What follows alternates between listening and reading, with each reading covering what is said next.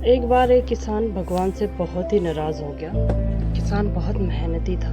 बहुत मेहनत से वो खेतों में अनाज उगाता, उसकी देखभाल करता, पर अक्सर उसकी फसल खराब हो जाती थी। कभी तेज धूप, कभी तेज आंधी और कभी बारिश, कोई ना कोई कारण बन ही जाता और उसकी फसल खराब हो जाती। एक दिन वो किसान गुस्से से, आज समय ये जो बाढ़, आंधी, तूफान आते हैं वो कभी नहीं आते।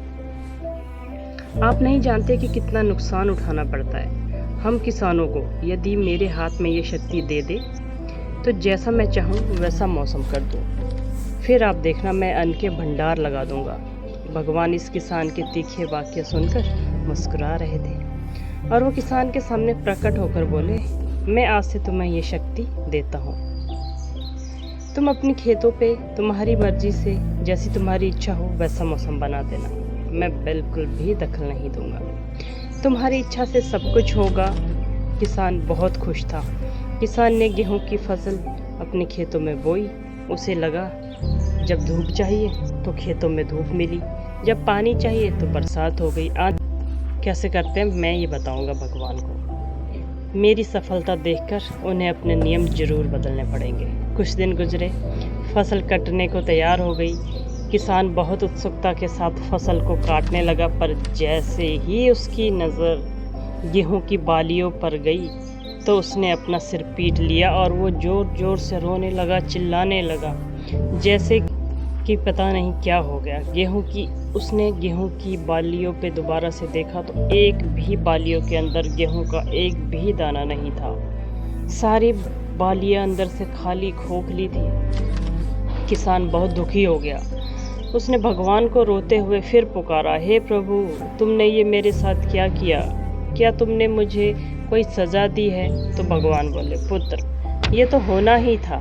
तुमने पौधों को संघर्ष करने का मौका ही नहीं दिया, उन्हें आंधियों से जूझने का मौका ही नहीं दिया, तेज बारिश सहने का कोई मौका ही नहीं दिया, ना तो धूप में जलने दिया।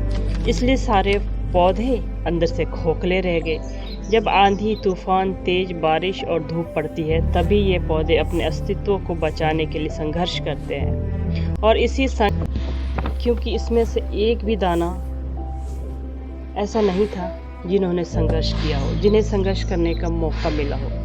याद रखिए, सोना भी तभी बनता है जब वो आग में तपने, गलने और हथौड़ों से पीटने जैसे संघर्ष से गुजरता है। कोयले का टुकड़ा हीरा तभी बनता है जब वह उच्च ताप सहता है, उच्च ताप की मुश्किल परिस्थितियों से गुजरता है। इसी तरह यदि हमारे जीवन में कोई संघर्ष ही ना हो, कोई चुनौती ही ना हो, तो फिर गेहूं की बालियों की तरह खाली खोखले ही रह जाएंगे हम सब। हमारा कोई अस्तित्व नहीं होगा।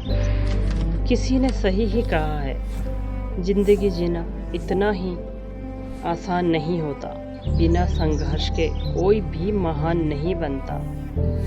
जब तक जोड़े और रोते हुए उनके पैरों में गिर गया और उनसे क्षमा मांगने लगा। भगवान तो दयालु थे ही, उन्होंने उसे माफ़ कर दिया और जीवन की परिस्थितियों के बारे में बताया। अब किसान धीरे धीरे वापस अपने खेतों में लौट चुका था और अब वो आने वाली तूफान, आंधी, सब परिस्थितियों के लिए तैयार था।